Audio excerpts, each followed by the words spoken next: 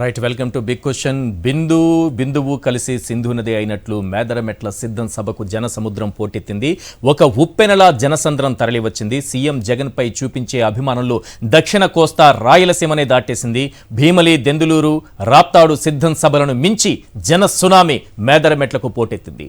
పెత్తందారులపై పేదోడు చేస్తున్న యుద్ధానికి ఇప్పటికే ఉత్తరాంధ్ర సిద్ధం, ఉత్తర కోస్తా సిద్ధం, రాయలసీమ సిద్ధం, ఇప్పుడు దక్షిణ కోస్తా కూడా సిద్ధమైంది. మేదరమెట్ల సిద్ధం సభలో సీఎం జగన్ ప్రసంగం సూటిగా స్పష్టంగా సాగిపోయింది. ఒంటరిగానే ఎన్నికలకు వెళుతున్న తనకు నక్షత్రాలు ఎన్ని ఉన్నాయో అంతమంది స్టార్ క్యాంపెయినర్లు ప్రతి ఇంట్లో ఉన్నారంటూ చెప్పుకొచ్చారు సీఎం జగన్. సిద్ధమంటే ప్రజలు చేసే యుద్ధం, సిద్ధమంటే ప్రజా సముద్రం, మరో చారిత్రక విజయాన్ని సొంతం చేసుకోవడానికి మీరంతా సిద్ధమవ్వాలంటూ పిలుపునిచ్చారు. చంద్రబాబు సైకిల్కి ట్యూబులు లేవు, టైర్లు లేవు, ఆ సైకిల్ ఎప్పుడో తుప్పు పట్టిపోయింది. అందుకే ఈ తుప్పు పట్టిన సైకిల్ తోయడానికి వేరే పార్టీలు కావాలంటూ జగన్ చురకలంటించారు.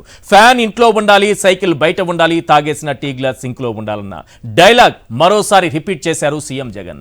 అధికారం అంటే వ్యామోహం లేదు, అధికారం పోతుందన్న భయం లేదు. మీ బిడ్డ అధికారం కోరుతున్నది ప్రతి పేదవాడి మోములో చిరునవ్వు కోసం. మీ బిడ్డ అధికారం కోరుతున్నది హిస్టరీ ఉన్నంత కాలం మీ బిడ్డ పేరు ప్రతి హిస్టరీ బుక్ లో చిరస్థాయిగా ఉండిపోవాలన్నదే కోరిక అంటూ క్రిస్టల్ క్లియర్ గా చెప్పుకొచ్చారు సీఎం జగన్. రైట్, ఇవాల్టి సిద్ధం సభపై మనం చర్చిద్దాం. చర్చలో పాల్గొంటున్నారు కేఎస్ ప్రసాద్ గారు, సీనియర్ అనలిస్ట్.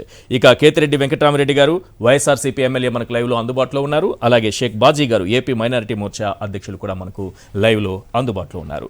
ఇప్పటి వరకు అందరూ చూశారు, రాష్ట్ర ప్రజలందరూ చూశారు. ఇంకా దేశంలో కూడా ఆసక్తికరంగా ఈరోజు ఏపీలో ఏం జరుగుతోంది? సిద్ధం సభ అంటే ఈ స్థాయిలో ఒక రాజకీయ పార్టీ ఒక సభను పెడితే ఇన్ని లక్షల మంది తరలి వస్తారా? ఒక ఆసక్తికరమైనటువంటి సన్నివేశం దేశం మొత్తం కూడా ఎదురు చూసింది. ఎందుకంటే మొదటి సిద్ధం సభ జరిగిన తరువాత ఇలానే మనం కూడా సభలు నిర్వహించాలనే ఆలోచన దేశంలో అనేక రాజకీయ పార్టీలకు కలిగింది. అందులో భాగంగా తృణమూల్ కాంగ్రెస్ కూడా ఇలాగే ఏర్పాట్లు చేసుకుంది. కానీ ఈ స్థాయిలో జనం రావడం అనేది అక్కడ కనిపించకపోయినా మధ్యలో ర్యాంప్ కట్టడం కానీ, ర్యాంప్ వాక్ చేస్తూ నాయకులు మాట్లాడే విధానం కానీ అంతా కాపీ కొడుతూ ఇది ఒక ఆదర్శంగా నిలిచినటువంటి సభ. ఈ సభకు ఈరోజు జరిగినటువంటి మేదరమెట్ల సభకు 15 లక్షల మంది వస్తారని అంచనా వేస్తే అంతకు మించి 18 లక్షల మంది హాజరయ్యారనేటటువంటి వార్తలు మనకు వినిపిస్తున్నాయి. కానీ ఈ సమయంలో ఏబిఎన్ ఆంధ్రజ్యోతి అనే ఛానల్లో సీఎం జగన్ గారు ప్రసంగిస్తున్న సమయంలో వాళ్ళు ఏం చూపించారో తెలుసా? సిద్ధం సభ కోసం వైసీపీ విఎఫ్ఎక్స్ గ్రీన్ మ్యాట్ అట. నిన్న సిద్ధం సభ కోసం జరుగుతున్నటువంటి ఏర్పాట్లను డ్రోన్ విజువల్స్ తీసి ప్రజలకు చూపిస్తే అవే డ్రోన్ విజువల్స్ ఈరోజు వేసుకుని జనం లేరని, జగన్ ప్రసంగిస్తున్నప్పుడు ఎవరూ లేరని, ఇవంతా కూడా ఆ జనాన్నంతా గ్రాఫిక్స్లో అక్కడ క్రియేట్ చేశారని ఎంత దిక్కుమాలిన వార్త, ఎంత దిగజారుడు వార్త రాశారో చూడండి. వార్త రాయడం కాదు, టీవీలో ఇలా ప్రసారం చేశారు. విఎఫ్ఎక్స్ గ్రీన్ మ్యాట్ అట. ఆ గ్రీన్ మ్యాట్లో లేని జనాన్ని చూపించారట. ఇది ఎప్పటిది? నిన్నటి విజువల్స్ ఇవి. నిన్న ఏర్పాట్లు జరుగుతున్నటువంటి సందర్భంలోది. జగన్ ప్రసంగం ప్రారంభం కాగానే ఇంటి దారి పట్టిన జనం వెళ్ళిపోయారట, జనమంతా. కాబట్టి ఖాళీ మైదానాన్ని ఉద్దేశించి సీఎం జగన్ గారు ప్రసంగించారట. చూశారు కదా ఎంత క్లోజ్ విజువల్ పెట్టారో. భయం సార్, గుండెల్లో భయం. చంద్రబాబు వణికిపోతున్నాడు కదా, మరి వీళ్ళు కూడా ఆ స్థాయిలోనే వణికిపోతున్నారు. ఇంకోటి చూపిస్తాను మీకు. సిద్ధం సభ కోసం 4500 మంది పోలీసులు. మీరే రాశారు రాధాకృష్ణ గారు, మీరే రాసింది. సిద్ధం సభ కోసం 4500 మంది పోలీసుల 500 మంది పోలీసుల వినియోగం అని రాశారు. మరి అంతమంది పోలీసుల వినియోగం ఎందుకు? ఎవరు లేకపోతే గాలిలో చూసి మాట్లాడుతుంటే ఇంతమందిని ఎందుకు అవసరం అవుతారు? ఓకే, ఇది పక్కన పెడదాం, జనం రాలేదు అని అనుకుందాం. ఈరోజు అక్కడికి వచ్చిన 18 లక్షల మందిని పక్కన పెట్టేద్దాం. మీ ఉద్దేశం ప్రకారం ఒక్కరు కూడా రాలేదు, గాలిలో చూస్తూ మాట్లాడారు. మరి ఈరోజు టీవీలలో, యూట్యూబ్లలో చూసిన వారి సంఖ్య తెలుసా మీకు? మీ గుండెలు ఆగిపోతాయి. చంద్రబాబు నాయుడు గారి 74 ఏళ్ల గుండె ఎంత గట్టిగా ఉంటే అంత మంచిది. ఆ స్థాయిలో వచ్చారు జనం. నేను ఇప్పుడు చూపిస్తున్నాను సాక్షి ఛానల్ని. చూసిన వారు ఈరోజు సీఎం జగన్ ప్రసంగిస్తున్న సమయంలో 45,791 మంది ఇక్కడ ఉంటుంది సార్. కొంచెం క్లియర్గా చూపించండి. 45,791 మంది చూశారు, చూస్తూ ఉన్నారు ఆ సమయంలో. ఏంటి ఇది?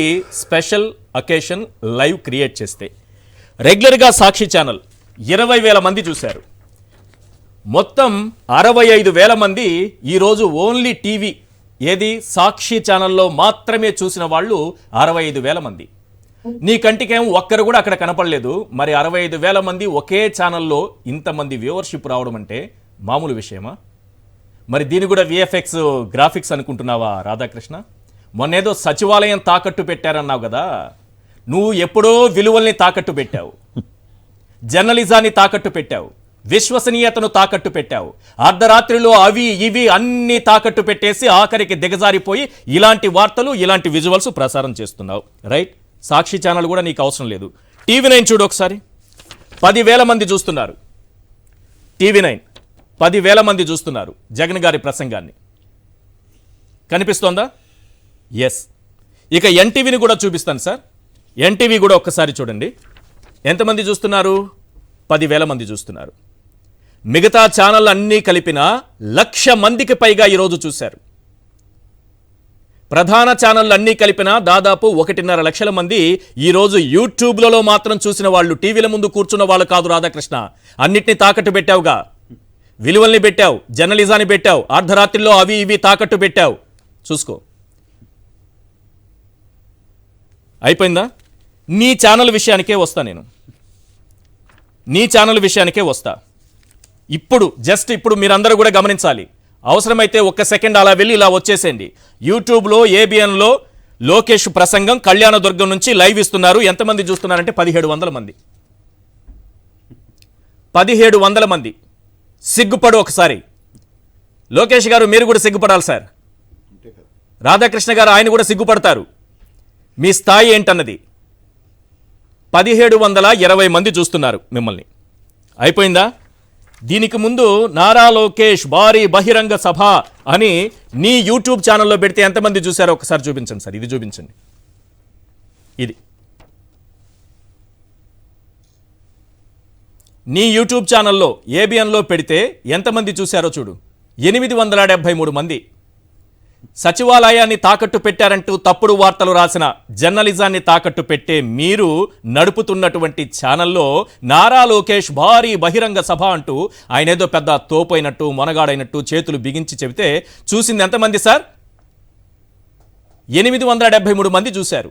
సిగ్గుపడండి సార్, సిగ్గుపడండి. ఇంతకంటే ఏం కావాలి మీకు? ఏంటి సార్ ఇది? ఇక్కడ చూసింది ఎంత దారుణం అంటే అసలు జనమే లేరట, ఎవరూ రాలేదట, విఎఫ్ఎక్స్ గ్రాఫిక్స్లో చూపించారట, ఖాళీ ప్రదేశాల్లో చూస్తూ జగన్ గారు మాట్లాడారట.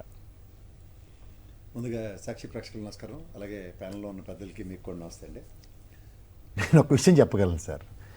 ఎప్పుడైతే మీకు దగ్గర లేనిది నా దగ్గర ఉన్నప్పుడు, నా దగ్గర ఉన్నది మీ దగ్గర ఉన్నప్పుడు ఏడుపు అన్నది ఒకటి సర్వసాధారణం అయిపోతుంది. ఇప్పుడు మీరు ఇన్ని పెద్ద ఛానల్ చూపించారు. నేను ఆఫ్టర్ ఆల్ ఒక చిన్నవాడిని. ఒక ఏహా ఛానల్లో నేను డిబేట్ చేస్తా, అవును, నన్ను బీట్ చేయమని చాలు. నేను అది కూడా చెప్తున్నా. ఏంటి లొకేషన్ మించిపోతుంటారా? ఏబిఎన్ ఛాలెంజ్ చేస్తున్నాను. ఏబిఎన్ ఛాలెంజ్ దాకా అక్కర్లేదు. లోకేష్ లైవ్ 870 ఏహాలో నేను లైవ్ పెడితే ఆ ఛాలెంజ్ చేస్తున్నాను, నన్ను బీట్ చేయమనండి. నా ట్రాక్ రికార్డ్ చూడమని లాస్ట్ 1 month నేను ఛాలెంజ్ చేయట్లే. మీరు ఇవాళ సిద్ధం సభ దాకా వచ్చారు. ప్రజల మనిషి మన కేతిరెడ్డి గారు ఉన్నారు, అవును, ఆయన ఒకసారి ధర్మవరంలో సభ పెట్టి ప్రజా ప్రతిస్పందనతో ఒకసారి మచ్చుతోనకు చూపించిన తర్వాత సిద్ధం చూపిస్తే ప్రిపరేషన్ ఉంటుంది. తర్వాత ఏంటంటే సార్, నాకు ఇన్నాళ్ళతో ఒక డౌట్ ఉండేది, సాక్షి బ్లూ ఎందుకు చేసిందని. ఎందుకంటే గ్రీన్ మ్యాట్ల మీద ఆవశ్యకత అంటే బ్లూ మ్యాట్లు అది సాధ్యపడుతుందో లేదో నాకు సాధ్యపడదు కాబట్టి, అందుకనే వాస్తవానికి దగ్గరగా చూపిస్తున్నారు కాబట్టి ఆ విజువల్స్ తట్టుకోలేక సస్తున్నారు. మీకు ఎప్పుడైతే దుర్మార్గమా సార్ ఇప్పుడు 18 లక్షల మంది వాళ్ళు వచ్చారని రాసా అంటున్నారు. మనం చూసాము 15 లక్షలకు తక్కువ లేకుండా ఉంటారు. చెప్పండి తర్వాత చెప్పండి. ఇప్పుడు అగ్రిగేట్ కుర్చీలు వేస్తేనండి దగ్గర దగ్గర 4,000 నుంచి 6,000 మంది కుర్చీలు ఉంటాయి. హ్యాండ్లో ఉన్న కుర్చీలు, హ్యాండిల్ లేని కుర్చీలు ఇవన్నీ. ఇప్పుడు మన ఈ సభ మేదరమెట్ల సభ చుట్టుపక్కల సప్లయర్స్ ఎవరైతే ఉన్నారో కుర్చీలన్నీ కలిపి 6 లక్షల కుర్చీలు వేసారు అక్కడ. చూసుకోమనండి, దగ్గర దగ్గర 100 ఎకరాల్లో లెక్క అక్కడే 6 లక్షలు ఫస్ట్ ఒక ఎకరాకి ఎంత మంది ఉండొచ్చు? నేను చెప్తున్నాను కదా, 4,000 నుంచి 6,000 కుర్చీ సీటింగ్ కెపాసిటీ ఉంటుంది. Seating capacity subject to chairs. Okay,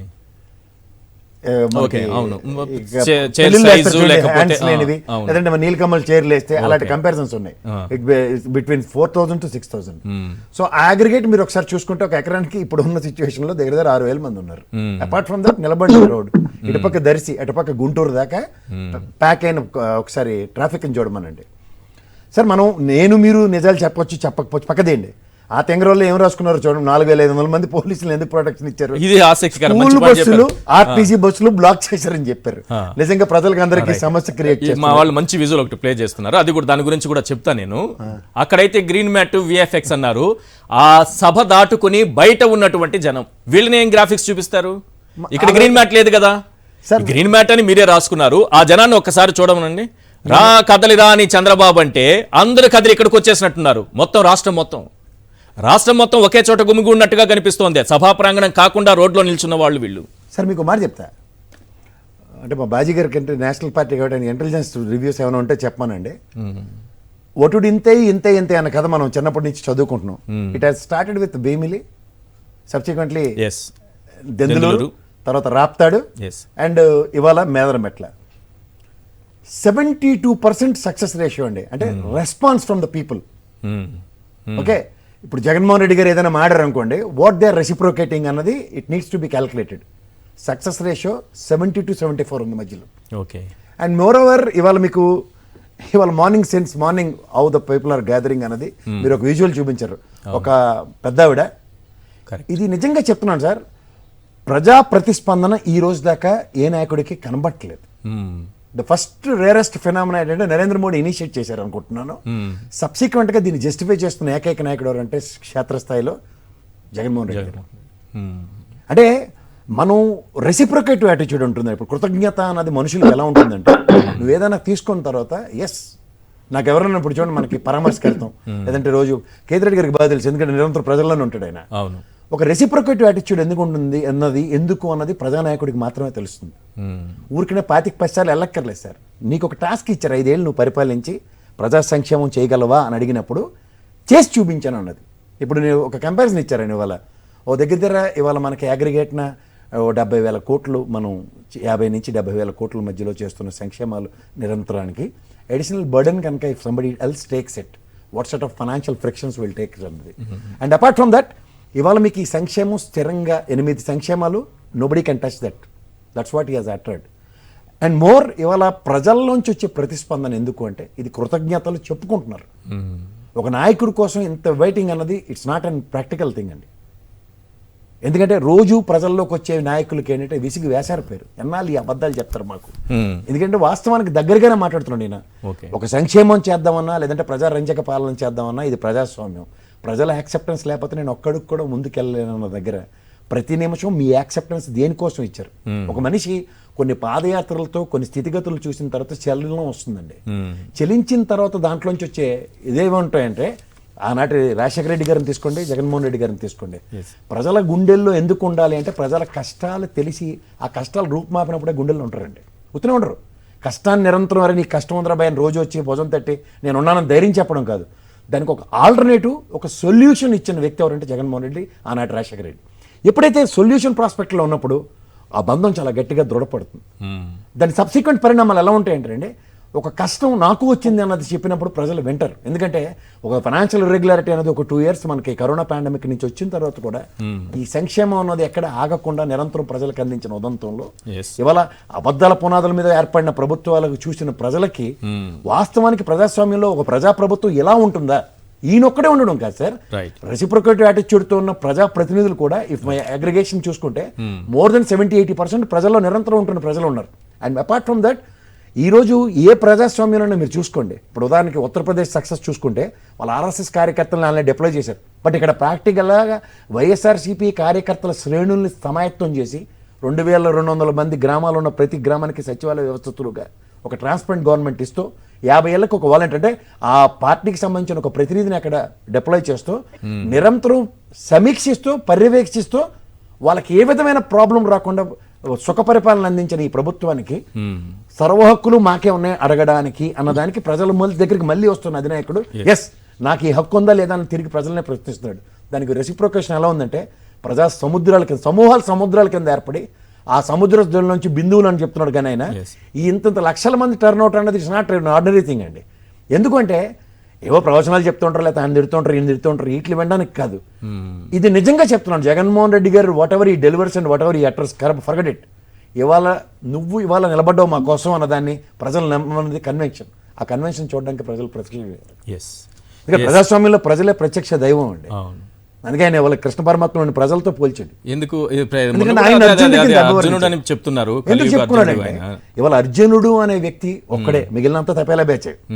ఒకడు పత్తాలాడి మొత్తం దొబ్బెట్టిన తర్వాత దాన్ని పరిరక్షించే కార్యక్రమానికి ధర్మ పరిరక్షణకి ఎత్తుకున్న కాడెత్తుకున్నాడు అంటే ఆయన వెనకాతల భగవంతుడు నేనున్నానన్న భరోసాకి. అంతే. ఇవాళ ప్రజాస్వామ్యంలో భగవంతుడు ఎవరు? ప్రజలే. వాళ్ళు నిర్ణయించుకుని ఓటేస్తేనే ఇవాళ ప్రజాప్రభుత్వాలు ప్రతిష్ఠించబడతాయి. ఎప్పుడైతే ఈ ప్రజాప్రభుత్వాలు ప్రతిష్ఠించబడతాయి అంటే నువ్వు ప్రజల్లో ఎన్నాళ్ళు ఉన్నావు అన్నది అగ్రిగేషన్. రఘురామ్ కృష్ణరాజు చెప్తున్నాడు చూడు, పని పాట లేకుండా ఢిల్లీలో ఉన్న కాబట్టి రోజు పార్లమెంట్కి వెళ్తున్నానని ఎవరికో తెలుస్తాడు. This is not than answer కదా. ప్రజాస్వామ్యంలో ప్రజాప్రతినిధిగా ఉన్నప్పుడు ప్రజల సమస్యలు ఏంటో తెలుసుకుని అక్కడ నువ్వు గలవు అనిపించు. అందుకని నీకు పని పాట లేదు, అక్కడ పోతరేగలు తినుకొని కూర్చున్నావు కాబట్టి రోజు పార్లమెంట్కి వెళ్తున్నాను నా సక్సెస్ రేషియో అంటే మా కవితమ్మ కూడా ఇక్కడ అలాగే వెళ్ళింది. ఉత్తమ పార్లమెంటర్ అన్నాడు, ఇంట్లో కూర్చోబెట్టి రోడగొట్టి. సేమ్ అదే జరుగుతుంది. ప్రజాస్వామ్యంలో ప్రజల కోసం పరితపించే నాయకుడు ఎవరన్నది ప్రజల దగ్గర ఒక యాడ్ స్టిక్ ఉంటుంది, దాంతో కొలిచేవాడే ప్రజానాయకుడు. రైట్. కేతిరెడ్డి వెంకటరామరెడ్డి గారితో మాట్లాడదాం. సరే, ఏంటి సార్ ఇది? జగన్ ప్రసంగం ప్రారంభం కాగానే ఇంటిదారి పట్టిన జనం అంటూ ఒకవైపు రాస్తూనే సిద్ధం సభ కోసం వైసీపీ విఎఫ్ఎక్స్ గ్రీన్ మ్యాట్ అంటూ నిన్న ఏ రకంగా ఏర్పాట్లు జరుగుతున్నాయో దానికి సంబంధించినటువంటి దృశ్యాలు ఇస్తే అవే ఫోటోలను పెట్టుకొని గ్రీన్ మ్యాట్లో లేని జనాన్ని చూపిస్తున్నారంటూ సీఎం ఇక్కడ ప్రసంగిస్తుంటే ఇక్కడ ఖాళీగా ఉన్నటువంటి మైదానాన్ని చూపించారు. ఒక్కరు కూడా రాలేదని అంటున్నారు. సరే, ఏ రకంగా వచ్చారో అన్ని ఛానల్స్ని నేను చూపించా. సిగ్గుచేటు ఏంటంటే ఈ లోకేష్ ప్రసంగం ఇప్పుడే ప్రారంభమైంది కళ్యాణదుర్గంలో. ఆయనది చూస్తున్నది 1700 మంది సార్. ఇంతకుముందు జరిగినటువంటి సభను చూసింది ఆయనకి ఎంతమంది చూశారు? 800 మంది చూశారు. ఆ సభ 1.5 గంట సేపు మళ్ళీ లైవ్ 800 మంది మాత్రమే చూశారు. ఇదే ఆ 873 మంది సంఖ్య కూడా ఇస్తున్నా. కిరోసిన్ కంపు కొట్టే వార్తలు రాసే ఏబిఎన్ ఇది చూడాలి ఎంతమంది చూశారు లొకేషన్ లైవ్ అన్నది. విఎఫ్ఎక్స్ గ్రాఫిక్సా? జనం లేరా? ఏది తాకట్టు పెట్టారు మీరు? సచివాలయం తాకట్టు పెట్టి అప్పులు తెచ్చారని రాసిన మీరు, అబద్ధాలు రాసిన మీరు జర్నలిజాన్ని తాకట్టు పెట్టారు, విలువల్ని తాకట్టు పెట్టారు, ఇంకా అవి ఇవి అన్ని తాకట్టు పెట్టారా లేదా? అది తాకట్టు పెడితేనే కదా 873 మంది దగ్గర మీ నారా లోకేష్, మీరు ప్రొజెక్ట్ చేస్తున్నటువంటి మీ హీరో ఎర్రబుక్కు లోకేష్, ఆయనకి చూసినటువంటి వ్యూవర్స్ 873 మంది.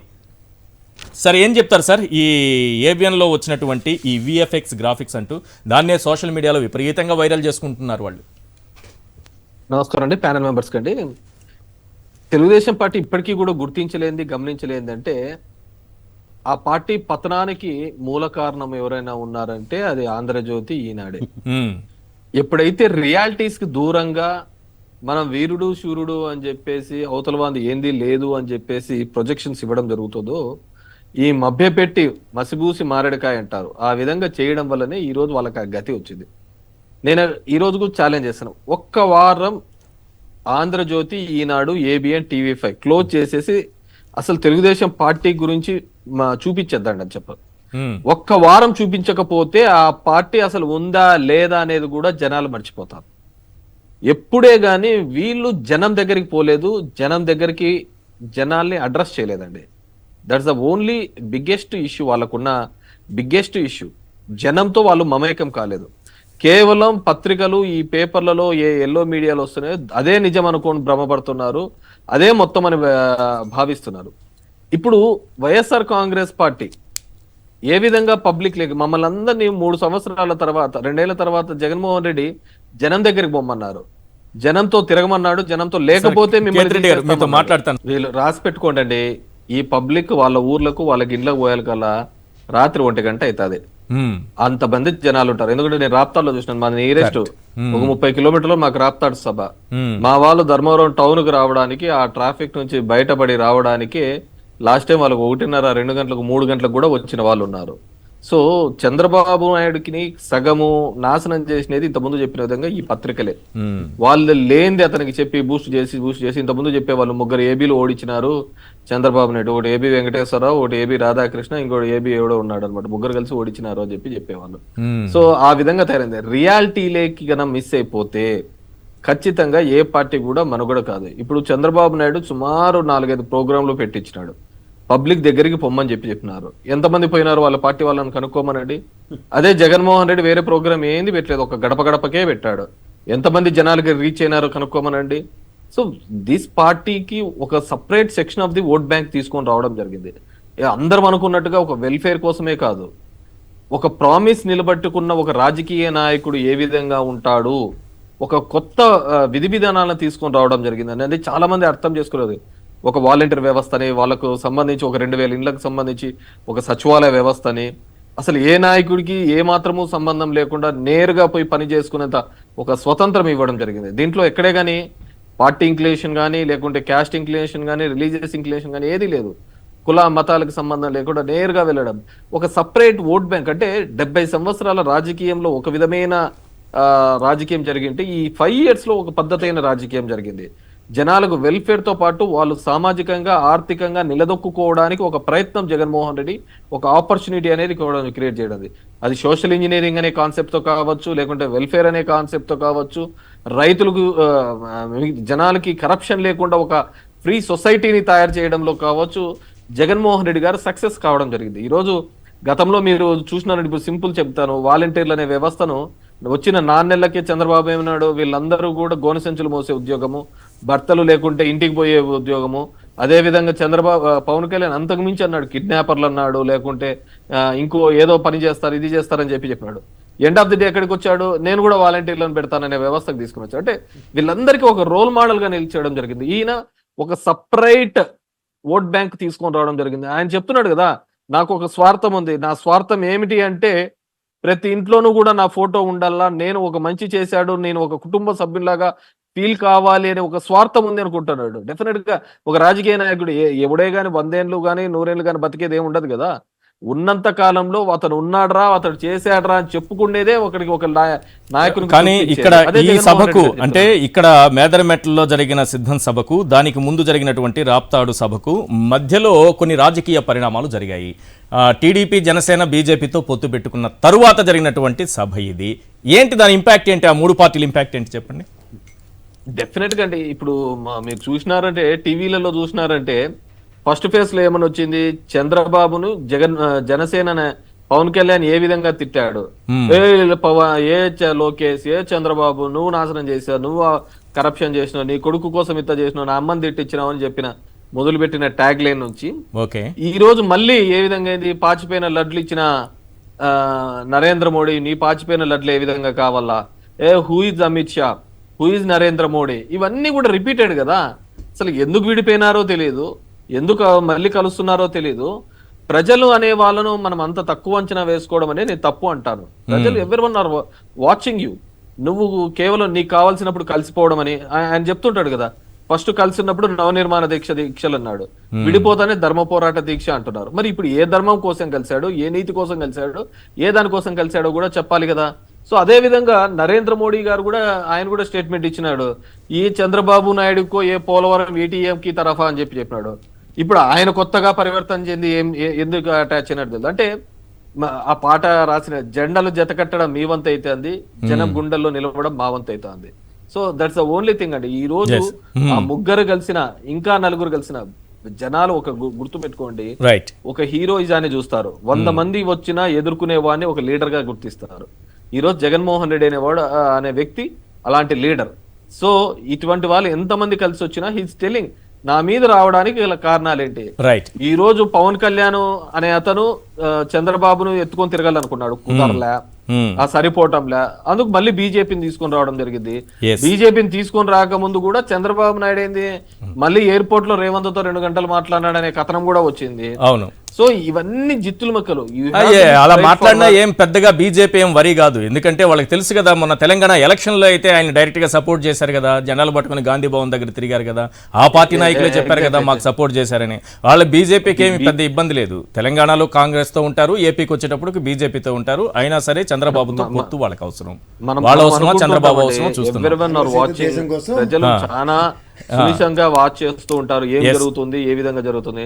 డెఫినెట్ గా వాళ్ళకు ఖచ్చితంగా. రైట్. బాజీ గారు మీరేం చెప్తారు సార్, ఈ సిద్ధం సభ గురించి ఏం చెప్తారు? ఈ రోజు జరిగినటువంటి సభ, సీఎం స్పీచ్, అదే సమయంలో పెత్తందారులకి పేదలకి మధ్య జరుగుతున్న పోరాటంగా దీన్ని అభివర్ణిస్తున్నారు. పెత్తందారుల లిస్టులో మొన్నటి వరకు చంద్రబాబు ఉన్నారు, పవన్ కళ్యాణ్ ఉన్నారు, ఎల్లో మీడియా ఉంది, ఇంకా ఏదో ఆయన దుష్ట చతుష్టయం మొత్తం కూడా పెత్తందారుల లిస్టులో ఉన్నారు. ఇప్పుడు బీజేపీ కూడా పెత్తందారుల లిస్టులో చేరిపోయినట్టే. ఏం చెప్తారు? వాళ్ళతో కలిస్తే మీరు పెత్తందారులే కదా. నమస్కారం ఈశ్వర్ గారు. అదే ప్యానల్ ఉన్నటువంటి పెద్దలకి, చూస్తున్న వ్యూయర్స్ అందరికీ కూడా నమస్కారం. నమస్తే సార్. అందరూ మీ ప్రేక్షకులందరూ కూడా ఆనందంగా ఉంటారు. వాస్తవానికి ఒక పెద్ద బహిరంగ సభ జరిగింది. అది కూడా ఆ సభ కూడా బాగా జరిగింది అనేటువంటి భావన అందరిలో వచ్చినటువంటి సందర్భంలో అధికారులు ఉన్నటువంటి ఒక రాజకీయ వ్యవస్థ జన సమీకరణతో సభ చేస్తే ఎలా ఉంటుందో అలా చూపించారనేటువంటి భావన మనకు కూడా అనిపిస్తున్నటువంటి అంశం. ఇకపోతే సభ వేదిక మీద నుంచి సాక్షాత్తు ముఖ్యమంత్రి వర్యుల యొక్క నోటి నుండి వచ్చినటువంటి మాటల సందర్భంగానే మీరు చెప్తున్నటువంటి ఈ మాటలకు కలిపి నేను చెప్పగలుగుతాను. దయచేసి కొంచెం సమయం ఇవ్వండి చాలు. వారు ఏమన్నారంటే, జగన్ అనే వ్యక్తికి దెబ్బకి చంద్రబాబు నాయుడు గుండెల్లో రైళ్లు పరిగెత్తాయి, ఆ దెబ్బకి ఢిల్లీకి వెళ్ళి మోకరిల్లారు. ఈ మాట మీరు యాక్సెప్ట్ చేస్తారు కదా? ఖచ్చితంగా. దీంట్లోనే మనం ఏమంటామంటే, జగన్ అనే వ్యక్తి కొట్టినటువంటి దెబ్బకి గుండెలు గుబేలు అన్నటువంటి చంద్రబాబుకు అనున్నాయేమో లేదో కానీ బెంబేలు ఎత్తింది ప్రజలు కూడా ఎత్తారండి. దాంతో పాటుగా ఎక్కడ ప్రజలు బెంబేలు ఎత్తారంటే, 5 ఏళ్ల పాటు కట్టినటువంటి టిట్కో ఇళ్లు 5 సంవత్సరాలు ఎవరైతే ఎన్నికల ముందు ఇచ్చినందుకు కానివ్వండి, లేకపోతే వారు చెప్పినట్టుగా ఇప్పుడు కేతిరెడ్డి వారు చెప్పినట్టుగా పోలవరం ప్రాజెక్టు సంబంధించినటువంటి ప్రధానమంత్రి నాడు మాట్లాడినటువంటి మాట ప్రకారమే ఎన్నికల ముందు అవినీతి చక్రవర్తి అనేటువంటి పుస్తకం తర్వాత ఎన్నికల తర్వాత వచ్చినటువంటి వైఎస్ఆర్సీపీ ప్రభుత్వంతో పాటుగా జలశక్తి సంఘం ఇచ్చినటువంటి కమిటీ నివేదిక ప్రకారం 2346 కోట్ల యొక్క జరిగినటువంటి నిర్మాణ పనుల అవకతవకలకు సంబంధించినటువంటి అంశాలు తేల్చలేకపోయినటువంటి వైనం కానివ్వండి, బయటపెట్టలేనటువంటి పద్ధతి కానివ్వండి. ఒక సామాన్యుడైనటువంటి ఆంధ్ర ప్రజలు ఏం కోరుకుంటారంటే, ఇక్కడ ఏదైనా జరిగింది అంటే దాన్ని నేను చేస్తాను అంటే ఇది చేస్తాడు అనేటువంటి నమ్మకంతో ఓటేసేటువంటి ప్రక్రియ జరిగినప్పుడు అది చేశాడు అని 5 సంవత్సరాల తర్వాత ప్రజలు భావిస్తే ఖచ్చితంగా మళ్ళీ ఓట్లు మనం బెగ్ చేయాల్సినటువంటి అవసరం లేదండి, అభ్యర్థించాల్సిన అవసరం లేదు. ఆ నాయకుడు వెనకాల నిలబడి చిరస్థాయిగా 10-15 ఏళ్ళు, ఒక గుజరాత్ లో 6 సార్లు ఏ రకంగా అయితే గుజరాత్ లో భారతీయ జనతా పార్టీ ప్రభుత్వం పరిపాలిస్తుందో, మధ్యప్రదేశ్ లో ఏ రకంగా అయితే 3 సార్లు పరిపాలిస్తుందో, ఇప్పుడు జరిగినటువంటి ప్రతి ఎన్నికల్లో 2వసారి ఆటోమేటిక్ ఎలా రాగలిగిందో, అలా ఆంధ్రప్రదేశ్ వచ్చేటువంటి పరిస్థితి, వచ్చేటువంటి వాతావరణాన్ని ఈ ఆంధ్రప్రదేశ్ యొక్క ముఖ్యమంత్రి వర్యులు చేస్తారు అనేటువంటి భావన మీకు, మాకు, ప్రజలకి మొత్తానికి ఉండాల్సినటువంటి అవసరం అండి. కానీ ఒక మాట మీకు ఉదాహరణ చెప్పదలుచుకుందంటే, ప్రజలు ఎంత మంచివారు, ఎంత అమాయకంగా ఉంటారు, ఎంత ఆశావాహులుగా ఉంటారు అనే దానికి అమరావతి రైతు ప్రజలని అడిగారండి, పత్రికా విలేకరులు అడిగారు, ఏమండి మీకు 10-20 లక్షల రూపాయలు చేసేటువంటి భూముల్ని 2 కోట్ల రూపాయలు చేశారు కదా, మీరు ఎందుకు జగన్మోహన్ రెడ్డి గారికి ఓటేశారు? అమరావతిలో కూడా బ్రహ్మాండమైనటువంటి మెజారిటీ వచ్చిందంటే వారు చెప్పినటువంటి మాట మీకు నోటీస్ తీసుకెళ్తారా ఈశ్వర్ గారు? ఏమండి, ఆయన చేసేది ఏదో ఆయన చేశారు, బాబు వచ్చాడు ఒకసారి చేస్తానన్నాడు, ఇంతకన్నా బాగా చేస్తాడనేటువంటి నమ్మకంతో మేము అమరావతి సంబంధించినటువంటి మా ప్రజలందరూ కూడా ఓట్లేసామని చెప్పినటువంటి మాట. 5 ఏళ్ళు అమరావతి అనేటువంటి మాట అడ్రస్ లేనటువంటి స్థితిలో ఈ రోజు మళ్ళీ ప్రజలు ఏం ఆలోచించుకుంటారో అది వాళ్ళ ఇష్టం అండి. ఇక్కడ కమలం ఏమంటున్నామంటే, హామీలు ఇచ్చినప్పుడు ఏదైతే మాట మడిమ తిప్పమన్నటువంటి మాట కానీ, హామీలు ముందు చెప్పినటువంటి ఏ ప్రభుత్వం అయితే గత ప్రభుత్వం యొక్క ప్రజల కష్టాలు, ఇబ్బందులు, బరువులు దించుకోవడం కోసం కొత్త ప్రభుత్వాన్ని ఆశీర్వదించి వాళ్ళకి ఆ యొక్క చేరిచ్చినటువంటి కుర్చీ, ముఖ్యమంత్రి అనేటువంటి పదవి ఇచ్చినటువంటి కుర్చీ, వారు కూడా మాటల్లో చెప్తా ఉన్నారు, నాకు మీరు ఇవ్వాలి నా కుర్చీ, ఎవరు ఇవ్వాల్సిన అవసరం లేదని చెప్పాను. ఇవాళ గెలవాల్సింది ఎవరంటే ఆంధ్రప్రదేశ్ రాష్ట్రంలో. అప్పుడు చెప్పినటువంటి బాధుడే మాట ఏ రోజున కూడా ప్రజల నోటి నుండి రాకూడదు ఈశ్వర్ గారు. Right sir. ఇక్కడ మనం ఏమంటామంటే ప్రజలు గెలవాలనుకుంటున్నాం, నాయకులు TDP BJP utter flop government నడిపింది కదా 2014 నుంచి 18 వరకు, అంటే 19 వరకు మధ్యలో విడిపోయారు కాబట్టి అట్టర్ ఫ్లాప్ గవర్నమెంట్ నడిపింది కదా. ఇది టిట్కో ఇళ్లు కట్టలేక, పోలవరం పూర్తి చేయలేక, ఆ అటర్ ఫ్లాప్ గవర్నమెంట్ గురించి మీరు చెప్పాలని అనుకుంటున్నారా? మీరు చేయలేనివన్నీ కూడా తీసుకొచ్చి మాట్లాడుతున్నారంటే, మేము అటర్ ఫ్లాప్ గవర్నమెంట్ మాది, మేము ముగ్గురం కలిసి ఒక ఫ్లాప్ అయినటువంటి టీం మాది, మళ్ళీ మేము వస్తాము, మళ్ళీ ఇదే రకమైనటువంటి ఫ్లాప్తో మళ్ళీ తిరిగి వెళ్ళిపోతాము. మోడీ గారేమో చంద్రబాబుని పోలవరాన్ని ఏటీఎంగా మార్చుకున్నటువంటి దొంగ అని తిడతారు. ఆయనేమో మోడీ గారిని ఉగ్రవాది, టెర్రరిస్టు, భార్యనే చూసుకునేవాడు, దేశాన్ని ఏం చూసుకుంటారు ఆయన తిడతారు. ఒకరినొకరు అవినీతికి సంబంధించి కూడా మోడీ గారి అవినీతిని బయట పెడతాను, రఫేల్ డీల్కి సంబంధించి త్వరలోనే జైలుకు పోతాడని చంద్రబాబు అన్నారు. మరి రేపు ఉమ్మడి సభ పెట్టినప్పుడు ఇద్దరు చెప్పాలి, ఎవరు అవినీతి పరులు, ఎవరు టెర్రరిస్టులు, ఎవరు ఏటీఎంగా వాడుకున్నారనేది. రెండో అంశం, మీరు చెప్పినటువంటి టిట్కో ఇళ్ళు, 1,00,000 ఇళ్ళు ఈ గవర్నమెంట్ పూర్తి చేసింది. టిట్కో ఇళ్ళు ఒక్కటంటే ఒక్కటి, ఇద్దరూ కలిసి 5 ఏళ్లు పరిపాలిస్తే ఒక్క ఒక్క టిడ్కో ఇల్లు కూడా మీరు కంప్లీట్ చేయలేదు. ఒకటి చూపించండి. ఎందుకు కూటమి వైపు జనం నిలబడాలి అని అంటే బాజీ గారు కొన్ని అంశాలను ప్రస్తావించారు. టిడ్కో ఇల్లు కట్టలేకపోయారు, ఎలక్షన్ ముందు ఏవో 1-2 కంప్లీట్ చేసి ఇచ్చారని. అంతకంటే ముందు జగన్ ప్రభుత్వం చేపట్టినటువంటి జగనన్న కాలనీలో ఇల్లు దాదాపు 9 లక్షలు 10 లక్షలకు పైగా దాదాపు కంప్లీట్ అయ్యి వాళ్ళకి ఇచ్చేయడం కూడా జరిగింది. ఇవి కూడా 1 లక్షకు పైగా ఇల్లు కంప్లీట్ చేసి వారికి ఇవ్వడం జరిగింది. తర్వాత పోలవరం గురించి కూడా మాట్లాడారు. పోలవరం గురించి నేను చెప్పడం ఎందుకు, మోడీ గారి మాటలు విందామా? ఒక్కసారి చూపించండి. మోడీ గారే పోలవరం గురించి చెప్పారు. చంద్రబాబు చాలా అద్భుతంగా నిర్మించారని. ఆయన 75% కదా నిర్మించారు, కేవలం 12,000 కోట్లతో. 56,000 కోట్లు కావాలి. మీరు 3% పెంచేకండి. ఎంత? 72% ఆయన పూర్తి చేశారు. ఏది 12,000 కోట్లతోనే.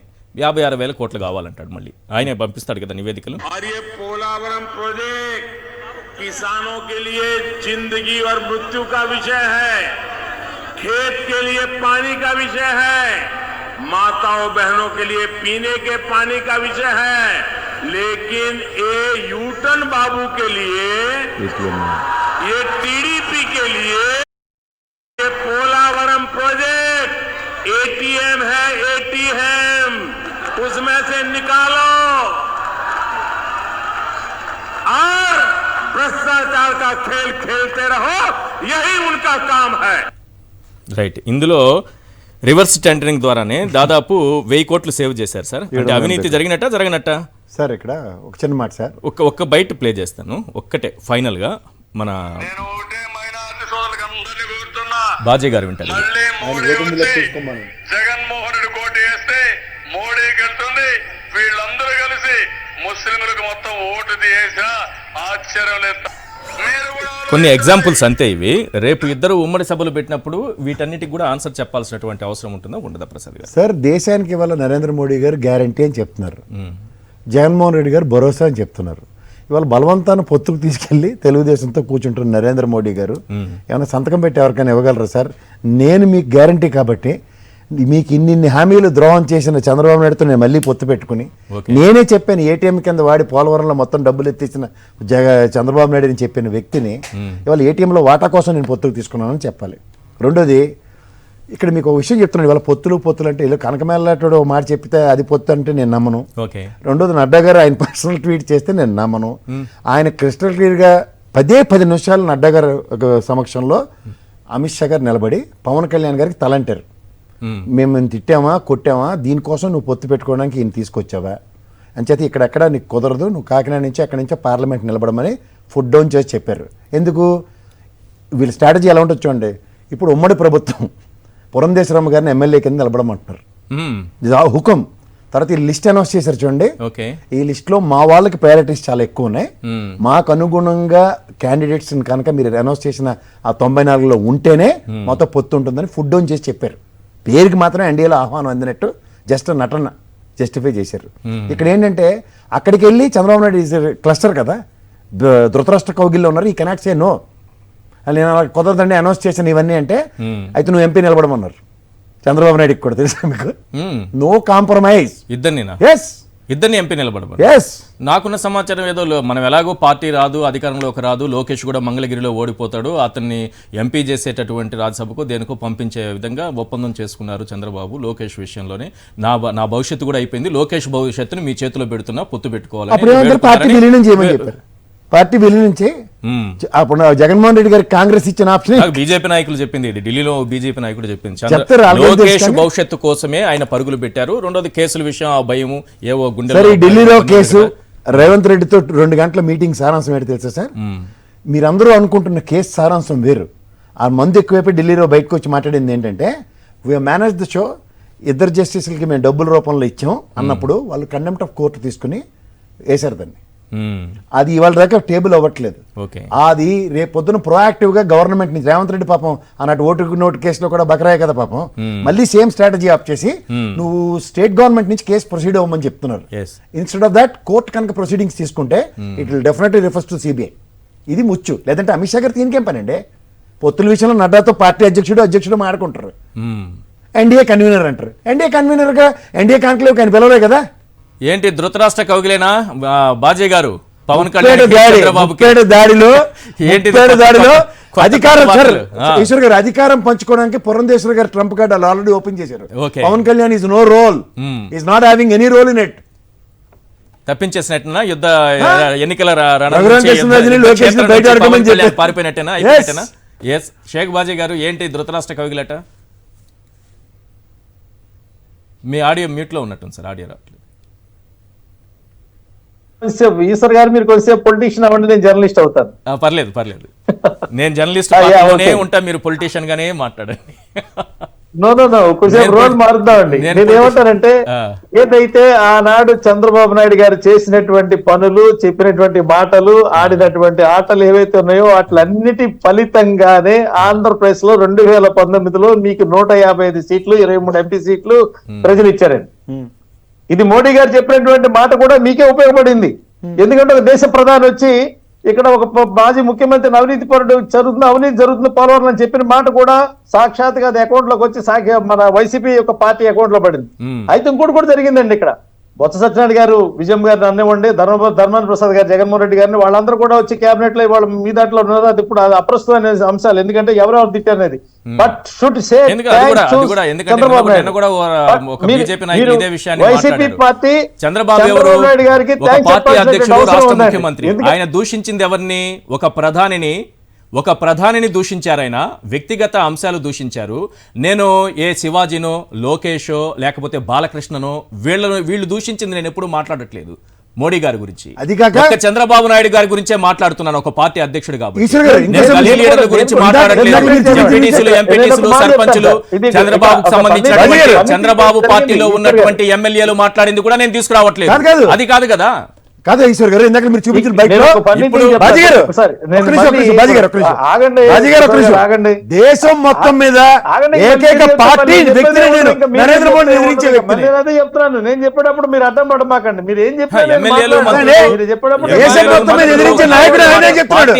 ఎదిరించే నాయకుడితో పోతే నాకు అర్థం కదా. ఎందుకంటే మీరు అంటే ఇప్పుడు ఛానల్ ఒక మాట మాట్లాడకూడదు. ఇక్కడ ఉన్నది ఏంటి, ఉన్నది ఉన్నట్టుగానే ఫెయిర్ గా మాట్లాడగలిగే శక్తి ఉండగలగాలి. నేను అందుకనే నేను విలేకరు అవుతాను. ఫెయిర్ గానే మాట్లాడుతున్నా. దేశంలో ఎదిరించే నాయకుడిని ఎదిరించే పార్టీ నేనేం చెప్తున్నా. చంద్రబాబుతో పొత్తేటండి మీకు. నరేంద్ర మోడీ గారిని ఎదిరించే నాయకుడిని పార్టీ మాదని చెప్పిన నాయకుడితో పొత్తు పెట్టుకుంటారంటే ఇది ఎక్కడ సంది? ఇక్కడ ఆలోచించాలి. ఆయనకు అర్థం అవట్లేదు. భారతీయ జనతా పార్టీ ఏ రాష్ట్రంలో అయినా సరే, ఎక్కడైనా సరే ప్రజల పక్కన నిలబడి చేసేటువంటి కాదు, ఓసరవెల్లిలో రంగులు మారుస్తుందని చెప్పండి. అవసరార్థం, అవకాశం కోసం మీరు ఇక్కడ ఈశ్వర్ గారు రైట్. ఇక్కడ ఒకటంటే థ్యాంక్స్ టు చంద్రబాబు నాయుడు గారు అని చెప్పని వైసీపీ చెప్పుకోవాల్సిన పరిస్థితి. ఎందుకంటే ఆయన తప్పులు చేయకపోయినట్టయితే మీకు అన్ని సీట్లు వచ్చాయి కాదు, అది వేరే లెక్క. ఇంకా కూడా ఇప్పుడు థ్యాంక్స్ టు జగన్ గారు అని చెప్పుకోవాల్సిన పరిస్థితి కూడా ఉందండి. ఎందుకంటే గతంలో కూడా మీకు చెప్పా, దత్తపుత్రుడు కాస్త వెళ్ళి కాస్త కలిసేదాకా ఊరుకోలేదు. అదే రాజకీయ భవిష్యత్తు లేకుండా చేశారు. ఏంటి అంత పెద్ద నాయకుడు ఆయన? 24 సీట్లు తీసుకున్న నాయకుడు పెద్ద నాయకుడు అనుకుంటున్నారా? 24లో ఎన్ని గెలుస్తారో చెప్పనండి. ఆ పార్టీ కార్యకర్తలే పాపం కన్నీళ్లు పెట్టుకుంటున్నారు. ఆయన అంత మోసం చేశారు. ఢిల్లీకి పిలిపించి ఎంపీగా పోటీ చేయమన్నారు. అంటే ఇక్కడ నుంచి పారిపోయినట్టే కదా, రాష్ట్రం నుంచి వెళ్ళిపోయినట్టే కదా. పార్టీ నడపాలని ఆయన కూడా సీట్లు కూడా మీరే డిసైడ్ చేద్దాం. మీకు ఎంత స్వార్థం సార్ ఈశ్వర్ గారు, ఇవ్వండి సార్. స్వార్థం మీకు అంట. ఆయనే వంతాడు కావాలన్నారు, వంతాడు కావాలని ఆయన 24 సీట్లు ఒప్పుకున్నారు. ఇప్పుడు ఆయనకి ఇచ్చినటువంటి 3 ఎంపీ సీట్లు కూడా ఒకటి మీకు త్యాగం చేస్తున్నారు. కేతిరెడ్డి గారు ఏంటి మరి పవన్ కళ్యాణ్ చాలా పెద్ద నాయకులు చేసేస్తున్నారు బీజేపీ నాయకులు. అంత పెద్ద నాయకుడు ఆయన 24 సీట్లలో పోటీ చేసే నాయకుడు, చాలా పెద్ద నాయకుడు. వీళ్ళకి 2 ఎంపీ స్థానాల్లో పోటీ చేసే నాయకుడు, చాలా పెద్ద నాయకుడు. వీళ్ళకి మళ్ళీ ఆయన చెప్తారు, జగన్ నిన్ను పాతాళానికి దొక్కేస్తా, నిన్ను బీజేపీ వాళ్ళు తీసుకెళ్లి ఎంపీగా పోటీ చేయమంటారు, నువ్వు దొక్కడమేంటి, వాళ్ళే దొక్కేస్తున్నారు నిన్ను. 24 సీట్ల పరిధిలో ఉన్న ఈ రాష్ట్రంలో 25 ఎంపీ సీట్లు ఉన్నాయి. ఆయనకు వచ్చింది ఎమ్మెల్యే సీట్లే 24. జిల్లా 26 జిల్లాలు ఉన్నాయి, ఆయనకు వచ్చింది 24. జిల్లాకు ఒకటి కూడా లేదు. జిల్లాకు ఒకటి కూడా లేని నాయకుడిని పెద్ద నాయకుడని మీరు అనుకోవచ్చు. వైఎస్ఆర్సీపీ అనుకుంటుందా లేదా ఆయన అడుగుదాం. వెంకటరామరెడ్డి గారు అంత పెద్ద నాయకుడా, జాతీయ నాయకుడా పవన్ కళ్యాణ్? ఆయన చూసి ఏమన్నా భయపడిపోతున్నారా? ఆయన తొక్కేస్తారంట మరి. పొత్తులు ఎలకు కూడా జాతీయ పార్టీ కూడా నియోజకవర్గం ఒక నాయకుడు ఇవ్వట్లే, పార్లమెంట్ నియోజకవర్గం. అతను జాతీయ నాయకుడుగా కాదు పాపం, జాతి నాయకుడుగా ఎదగలని చూసినాడు, అది కూడా కుదరలేకపోయింది పాపము. జాతీయ నాయకుడు తర్వాత చూద్దాము. కేవలం వాళ్ళ కమ్యూనిటీ వాళ్ళు, మా వాళ్ళలో ఒకడు ఉన్నాడు ఫైట్ చేస్తాడు అనుకున్నాడు. వాళ్ళని కూడా ముంచేసినాడు ఈయన చంద్రబాబు నాయుడు యొక్క కన్సర్నర్లో కూడా. ఈయన ఇంతోటి 24 కంటే 175 తీసుకుంటే కేవలం 15% సీట్లు తెచ్చుకున్నాడు. 175 సీట్లకు చూస్తే 15% తీసుకున్నాడు. ఇంతోటి దానిలోకి వారాహి యాత్ర ఒకటి వాహనం పెట్టడము, దానికోసం పెద్ద పెద్ద పూజలు చేయించడం, దాన్ని నడిపించడము. రెండోది ఏంది, ఇవన్నీ కాదు మనల్ని అతపాతాలని దొక్కేస్తాం, కొడతాము, తంతాము. ఈ స్పీచ్లన్నీ ఎందుకండి? కానీ మీరు ఒకటి బదులు ఒకటి ఊరికనే ఉండొచ్చు కదా. మీరే అడగండి సార్, మీరే అడగండి, బీజేపీ నాయకులను అడగండి. పవన్ కళ్యాణ్ ఈ రోజు వరకు ఆయన ప్రసంగించిన సభల్లో ఏ సభల్లోనైనా ఈ రాష్ట్రం కోసం ఏమైనా చేస్తానని చెప్పారా? ఆయన ఆలోచన చెప్పారా? ఆయన విజన్ చెప్పారా? ఏవైనా పథకాలు ప్రకటించారా? ఈ అంశాల్లో ఈ రాష్ట్ర ప్రభుత్వం ఫెయిల్ అయింది, సో వాటిని మేము కరెక్ట్ చేసి ఇలా చేస్తామని కన్స్ట్రక్టివ్ గా ఎక్కడైనా మాట్లాడారా? తోలు తీస్తా, తొక్క తీస్తా, షర్టులు ఇప్పదీస్తా, మిమ్మల్ని పాతాళానికి దొక్కేస్తా, ఆయన పాతాళానికి దొక్కుతాడు, షర్టులు ఇప్పదీస్తాడని ఆయనకి ఓట్లేయాలట. చెప్పలేదు, చంద్రబాబు చెప్పలేదు. వీళ్ళెవరు ప్రజల కోసం తన పాదయాత్రలో అక్కడ కష్టాల గురించి కానీ అక్కడ ఇబ్బందుల గురించి చెప్పలేదు. వీళ్ళు ఇప్పుడు నేర్చుకునేది ఏంటంటే 20-30 సంవత్సరాలుగా మన పని మనం పోసుకుంటాడమే, అది వాళ్ళు వచ్చి పోపిస్తామని చెప్పినారు. రెండోది, కొత్తగా మోజు వచ్చి అందరికి బట్టలు తిప్పిస్తామని చెప్పేసి చెప్తున్నారు. కొంతమంది డ్రాయర్లతో అంటారు, కొంతమంది బట్టలు లేకుండా తిప్పుతామంటారు. ఇవి తప్ప ఈ రాష్ట్రానికి ఈ విధంగా మేలు చేస్తాం, ఈ పాదయాత్రలో నాకు ఎదురైన కష్టాలు ఇవి, దీన్ని చూసి నేను చలించిపోయినాను అనే పద్ధతిలో ఒక్కడైనా మాట్లాడినాడా? లేదు. కేవలం జెండాలన్నీ ఎందుకు గలుస్తున్నాయి అనే రీజన్ అనే చెప్పాలి. ఎందుకు విడిపోయినాయి, ఎందుకు గలుస్తున్నారు, దీంట్లో ఏ పద్ధతిలో చేస్తున్నాడు? ప్రశ్న అది కాదు. మీరు పవన్ కళ్యాణ్ చూసి భయపడుతున్నారా లేదా? ఆయన ఏ ప్రకటన అయితే చేశారో బీజేపీని కలుపుతాను టీడీపీతోనని ఒక టాస్క్ తీసుకొని ఆ పని అయితే చేశారు, భయపడుతున్నారా ఇప్పుడు పవన్ కళ్యాణ్ చూసి? ఇప్పుడు వీళ్ళు బీజేపీ వాళ్ళ పరిస్థితి చూస్తే అర్థమే కాని పరిస్థితి. ఎందుకు 6 ఎమ్మెల్యేల కోసం 6 ఎంపీల కోసం పొత్తా? రేపొద్దున మీరు చూస్తే 400 సీట్లు వస్తాయని చెప్పుకునే మీరు ఈ రాష్ట్రంలో స్పేస్ ఏ విధంగా తెచ్చుకోవాలా, ఏ విధంగా తీసుకోవాలని గతంలో మీరు చూసుకోండి. 99 నుంచి మీకున్న ఓట్ షేర్ ఎంత అండి? ఈ రోజు పడిపోయిన ఓట్ షేర్ ఎందుకు పడిపోయిందండి? మీరు చంద్రబాబు నాయుడుతో పోయే కదా. ఇంకా మీరు పార్టీని గ్రో చేయాలనే ఆలోచన లేదు కదా, కేవలం చంద్రబాబు లీక్ చేయాలనే ఒక ఆలోచనతోనే తీసుకొని రావడం జరిగింది. ఇంకంతకంటే దౌర్భాగ్యం బీజేపీ మరి ఏముందో కానీ వాళ్ళకి తెలియదు.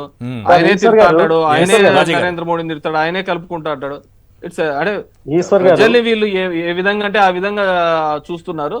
డెఫినెట్ గా పీపుల్ ఆర్ వాచింగ్, తగిన సమయంలో గుణపాఠం చెప్తారు. రైట్, బాజీ గారు.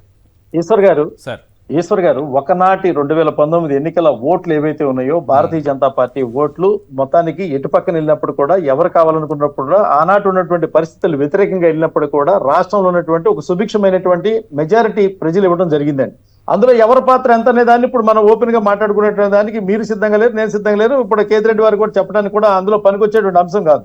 భారతీయ జనతా పార్టీకి ఉన్నటువంటి ఓట్ల శాతమో, లేకపోతే దేశం మొత్తం మీద ఉన్నటువంటి రాజకీయ ప్రభావమో, లేకపోతే నరేంద్ర మోడీ గారి యొక్క ఆయన యొక్క ముఖ వర్చస్సు మీదో, లేకపోతే ఆయన నాయకత్వం మీద ప్రజలకు ఉన్న నమ్మకాన్ని ఒక ఆలోచన పక్కన పెడితే, ఆంధ్రప్రదేశ్ లో గతంలో 23 సీట్లు ఇచ్చినటువంటి వైసీపీకి, 155 సీట్లు ఇచ్చినటువంటి వైసీపీకి ఇవాళ ప్రజల ముందుకెళ్లి మళ్ళీ అభ్యర్థించేటువంటి 175 కానివ్వండి, 25 కానివ్వండి, ఏం చేస్తారని చెప్పేటువంటి క్రమంలో ఆయన అన్నటువంటి మాటకి నేను ఇంకో మాటను నేను చెబుతూ ఏం జరిగిందో చెప్తా ఉన్నాను.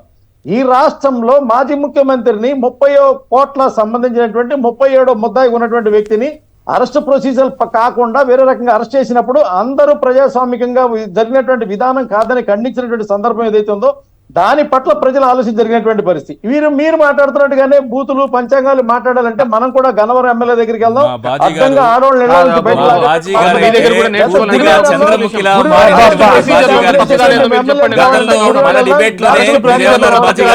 చట్టం తన పని తాను చేసుకుపోతుంది, బీజేపీ ఉండదు, వైఎస్ఆర్సీపీ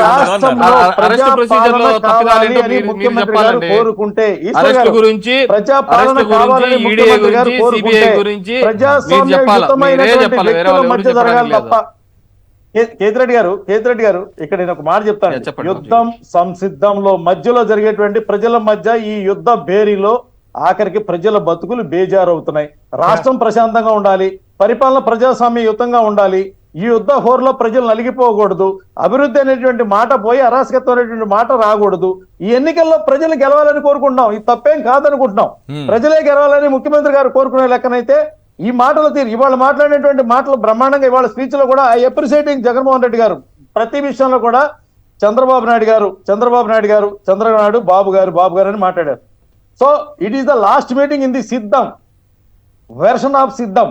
తర్వాత జరిగే మీటింగ్ లేదన్నా కానివ్వండి, పరస్పర దూషణ పర్వంతో ప్రజల మధ్య రెచ్చగొట్టేటువంటి వాదనలతో ప్రజల మధ్య యుద్ధాలు చేసి ప్రజా జీవితాలు నాశనం చేసి అరాచకత్వంతో కొట్లాటలు జరిగి లోకేష్ కేసులు పెట్టుకొని మాట్లాడింది కోర్టులు బెయిల్ చుట్టూ మీ తిరిగేటువంటి బట్టలు రాజకీయాలు తీసి వద్దు. నడి ఈ రోడ్డుపై ఆంధ్రప్రదేశ్ నడిపించే బాగుపడాలంటే అటువంటి బాధ్యత రాజకీయాలు వద్దని ఈ కోరుకుంటుంది భారతీయ లోకేష్ జనతా పార్టీ. తీసుకుంటాడు ఆయన మాట్లాడింది. ఈయనైతే బట్టలు ఉడదీస్తా, నడి రోడ్డు పైన లాక్కెళ్తా అని పవన్ కళ్యాణ్ అది మాట్లాడారు. పనికిరాదు ఒక సార్. నిమిషం అవి మీరు పనికిరావు అప్రిషియేట్ సార్. చేసిన థ్యాంక్స్ చెప్తున్నా. ముఖ్యమంత్రి గారు ఆ స్థాయిలో దిగజారి మాట్లాడలేదు, చాలా గొప్పగా మాట్లాడారని మీరు అన్నందుకు థ్యాంక్స్ చెప్తున్నా. సార్. మనం మాట్లాడాల్సిన ఆ భాష కదా. చంద్రబాబు నాయుడు గారు 74 ఏళ్ల వయసులో కూడా బట్టలు ఉడదీస్తానంటున్నారు. ఆయన కూడా 74 ఏళ్ల వయసులో ఏం చూస్తారు బట్టలు ఉడదీసి ఇప్పుడు? ఏంటి భాష? వాళ్ళ భాష దానివల్ల గురించి ఉపయోగం మాట్లాడండి. లేదు సీఎం సార్. గారు ఈశ్వర్ గొప్పగానే గారు, మాట్లాడారు. ఓకే, ఆ భాష ప్రావీణ్యత వల్ల ఉపయోగం లేదు. ప్రజలకు మరి అది దీని వల్ల అవసరం ఏమైనా లేదు. ఉపయోగం ఉంటుందో ఒకసారి ఇది ప్లే చేస్తాను. కాదండి, దీని వల్ల ఏమైనా ఒక ఉపయోగం నిమిషం ఉంటుందేమో చూద్దాం. బాధ్యత ఒక్క నిమిషం సార్, ఒక్క నిమిషం. దీని వల్ల ఏమైనా ఉపయోగం ఉంటుందేమో చూడండి. నరేంద్ర మోడీ కరుడుగట్టిన ఉగ్రవాది, మంచివాడు కాదు. అదే మరి ఇక్కడ మైనారిటీ సోదరులు ఉన్నారు, వాళ్ళందరినీ ఒకటే కోరుతున్నా, తమ్ముళ్ళు మళ్ళీ గాని మీరు గాని నరేంద్ర మోడీకి ఓటేస్తే చాలా సమస్యలు వస్తాయి. ఆ మధ్య కాలంలో గోదావరిలో ఏం జరిగింది? 2000 మందిని చంపేశారు. రాజుగారు వినండి, అరాచక పాలన అన్నారు కదా. నరేంద్ర మోడీ ఈ దేశం ఉండడానికి అర్హత లేదు, ఈయన రాజీనామా చేయాలని డిమాండ్ చేసిన మొట్టమొదటి వ్యక్తి నేనేనని మీ అందరికీ తెలియజేస్తున్నా. Very nice. భార్యనే చూసుకునే వాడు దేశాన్ని ఏం చూసుకుంటాడు? కుటుంబాన్నే చూసుకునే వాడు దేశాన్ని ఏం చూసుకుంటానని అడిగారు. మీరు కుటుంబాన్నే చూసుకోలేకుండా ఉంటే మీరు దేశాన్ని ఉద్ధరిస్తామంటే ఎవరు నమ్మతారని మిమ్మల్ని అడుగుతున్నా. మీకు ఉండొచ్చు, అధికారం ఉండొచ్చు, ఈడీ ఉండొచ్చు, సిబిఐ ఉండొచ్చు. సిబిఐ వినండి, ఈడీ సిబిఐ ఎవరు వాడతారు వినండి. నిజం నిప్పు లాంటిది. కేసుల గురించి మాట్లాడారు. అధికారం ఉందని మీరు దాడులు చేస్తే రేపు రాబోయే రోజుల్లో మీరు పారిపోయే రోజు దగ్గరలోనే ఉందని ప్రధానమంత్రి గారికి హెచ్చరిస్తున్నానని చెప్పి కూడా నేను మీకు తెలియజేస్తున్నా. అది పౌరుషం అంటే, ఏపీ పౌరుషం సార్. అది ప్రధానమంత్రి మా ఏపీ పౌరుషం. బోల్డెన్ థ్యాంక్స్ చెప్పాలి. మీకు కావాల్సిన రికార్డులు ఇచ్చారు ఆయన. దగాకోరుగా తయారయ్యాడు, దేశాన్ని భ్రష్టు పట్టిస్తున్నాడు. Very nice. ఏమనుకున్నారు? రక్తం పొంగిపోతా ఉంది. ఊడిగం చేస్తారు. బాజీ గారు నవ్వుతున్నారు, నాకు నవ్వు వస్తుంది. ఇక్కడున్న వాళ్ళందరూ నవ్వుకుంటే ఎలా సార్? నవ్వుల పాలు చేసేసారు చంద్రబాబు. నవ్వుల పాలు అయిపోయారు కదా సార్ చంద్రబాబు పొత్తు పెట్టుకుని. ఇంతమంది నవ్వితే ఎలా? దీంట్లో నరేంద్ర మోడీ స్పందించినాడంటే ఇంతవరకు స్పందించలేదు అనుకుంటా కదా. రేపు ఉమ్మడి సభలో ఏం స్పందిస్తారన్నదే ఇప్పుడు ఆశ్చర్యకరం. అదే ముందు బాజీ గారు ఓటు ఉందో లేదు చెప్పండి సార్. నాకు తెలిసి ప్రధానమంత్రి అరెస్టుల గురించి చెప్పారు, చంద్రబాబే ఆన్సర్ చేశారు. అరాచక పాలన అన్నారు, చంద్రబాబే ఆన్సర్ చెప్పారు. 2000 మందిని చంపేసిన వ్యక్తి మోడీ అని. ఇప్పుడు ఇవన్నీ వెనక్కి తీసుకుంటారా? నా ప్రశ్న ఏంటంటే, రేపు ఇద్దరు కలిసి ఉమ్మడి సభ పెడితే చంద్రబాబు సారీ చెప్తారా ప్రజల ముందు? మోడీ గారి గురించి నేను తప్పు మాట్లాడాను, అబద్ధం మాట్లాడాను అని సారీ చెప్పి వెనక్కి తీసుకుంటారా? ఆయన సారీ చెప్పాలి కదా, ఏటీఎం కింద వాడే. అది తర్వాత ఈశ్వర్ గారు ప్రజాస్వామ్యంలో మీ అన్ని ఇద్దరి కలయిక అన్నవాళ్ళు ఎంత గొప్పదో చెప్పడానికి అన్నవాళ్ళు అనిపించారు. ఇంటికెళ్ళి మనవడితో ఆడుకున్నారు సార్. ఏమి అనకుండా వెనకెళ్ళోళ్ళు దేశాన్ని ప్రధానమంత్రి అయ్యారు సార్. ఇది ప్రజలు చూశారు సార్. ఇక్కడ మనం ఏమంటామంటే రాజకీయ ప్రత్యర్థులుగా మారినటువంటి ఇద్దరు వ్యక్తుల్లో శత్రు లాభం, మిత్ర లాభం, మిత్ర భేదంలో ఉన్నటువంటి వ్యవహారం ప్రకారం మీ ప్రత్యర్థులిద్దరిలో ఎవరికి మిత్రులు ఎవరెవరు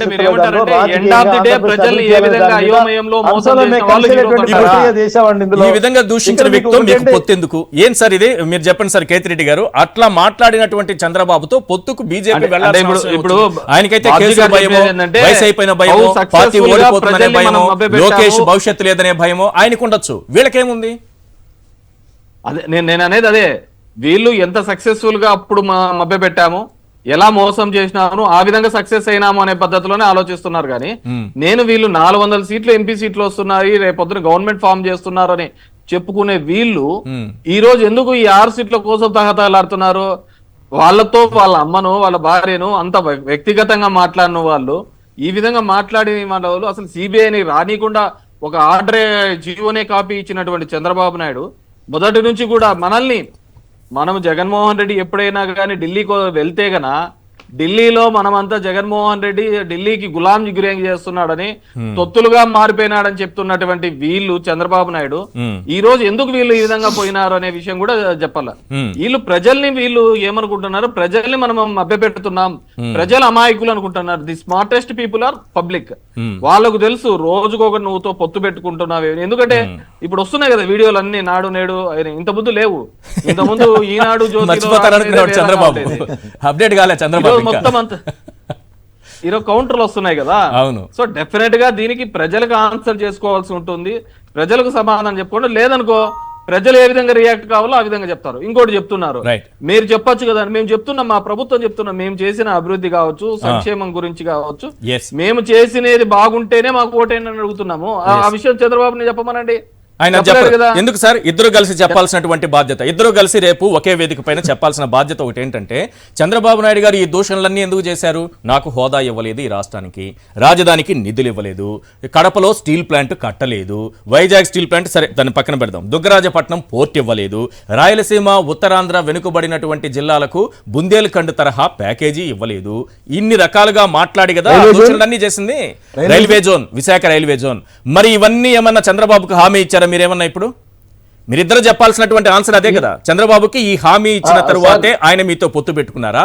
బేషరతుగా పొత్తులు పెట్టుకొని ఎవరి లాభం కోసం, ఎవరి స్వప్రయోజనాల కోసం? నాకు తెలిసి అది బాబ్జీ గారికి తెలియదు, ఓన్లీ ఏబిఎన్ రాధాకృష్ణ గారికి తెలుసు. ఎందుకంటే ఆయనే బాత్రూమ్లలోనూ బెంచ్ కింద కెమెరాలు పెట్టినది. సో ఎక్కడ వాళ్ళిద్దరి మధ్య ఎవరిద్దరి మధ్య పవన్ కళ్యాణ్ కదా అతని మాత్రం అంతే కదా బాబ్జీ గారు. నాకు ఆశ్చర్యకరం ఏంటంటే సార్, ఇదే పవన్ కళ్యాణ్ పొత్తు కోసం బీజేపీ పెద్దలను అడిగితే వాళ్ళు తిట్టారట, లెంపకాయలు వేశారట, ఏదోదో అన్నారట. హోదా కోసం లెంపకాయలు తిట్లు తినుంటే నిన్ను గొప్ప నాయకుడిగా అనుకుంటారు. కడప స్టీల్ ప్లాంట్ కోసం నువ్వు తిట్లు తినుండి వాళ్ళ దగ్గర లెంపకాయలు తినుంటే నిన్ను గొప్ప నాయకుడు అనుకుంటారు. దుగ్గరాజపట్నం పోర్టు గురించి నువ్వు తిట్లు తినుంటే నువ్వు గొప్ప నాయకుడు అనుకుంటారు. లేకపోతే రాయలసీమ ఉత్తరాంధ్ర వెనుకబడిన జిల్లాలకు ఇస్తానన్నటువంటి బుందేల్ఖండ్ తరహా ప్యాకేజీ కోసం నువ్వు డిమాండ్ చేసి వాళ్ళ దగ్గర తిట్లు తినుంటే నిన్ను గొప్ప నాయకుడు అనుకుంటారు. నువ్వు చంద్రబాబుతో పొత్తు పెట్టుకోమని తిట్టితే దాన్ని వచ్చి పబ్లిక్ గా చెప్పుకోవడం సిగ్గుచేటే కదా సార్. ఇవన్నీ పోతే పోయింది, బాజీ గారు చెప్పాల్సింది. ఇప్పుడు ఈ అంశాలన్నింటినీ ఓకే చేయబోతున్నారా ఒకే వేదిక పైన? ఈ రాష్ట్రంలో మాతో కలిసి ఉన్నప్పుడు ఏదైతే చంద్రబాబు నాయుడు గారు బ్రహ్మాండమైనటువంటి ప్రధానమంత్రి, దార్శనికుడు అని చెప్పినటువంటి మాటలు గాని, అసెంబ్లీలో అన్ని ముట్ని ప్యాకేజ్ అన్నటువంటి గాని, ఇవన్నీ రికార్డెడ్ ప్రజలకి. అవును, మేము ఏదైతే మాట మేము ఇస్తానో దాని ప్రత్యేక హోదా స్థానంలో ఇస్తానటువంటి అంశాలు గాని, విభజన చట్టంలో పొందుపరిచినటువంటి విద్యా సంస్థలు ఇప్పుడు మొత్తం పూర్తి చేసి అడిగినవి కూడా ఇచ్చినవి గాని, లేకపోతే విశాఖ రైల్వే జోన్ సంబంధించినటువంటి నిధులు కేటాయింపు గాని, లేకపోతే పారిశ్రామిక రాయితీలకు సంబంధించిన కానీ, రెవెన్యూ లోడ్ సంబంధించి కూడా దాదాపు 16,000 కోట్లు మనం ఈ ప్రభుత్వం వచ్చిన తర్వాత ఇచ్చింది. మీరు చేతిలో పైన పెట్టుకోండి, కింద కాదు పైన పెట్టుకోండి. నేను చెప్తా లెక్క, మీకు లెక్క మీద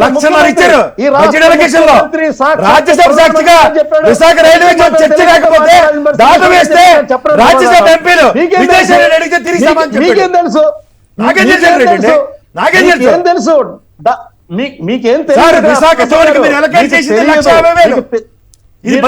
ఈ రాష్ట్రంలో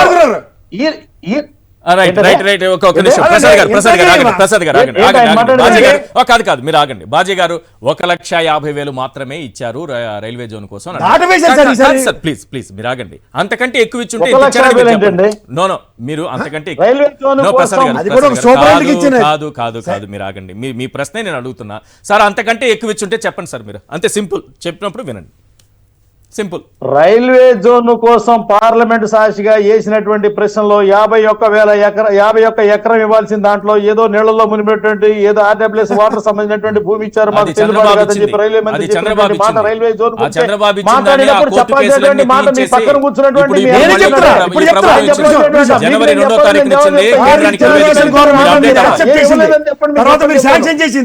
తదనంతరం ఈ గవర్నమెంట్ లో ప్రతి పార్లమెంట్ సెక్షన్ లో దాట వేసుకుంటూ వచ్చి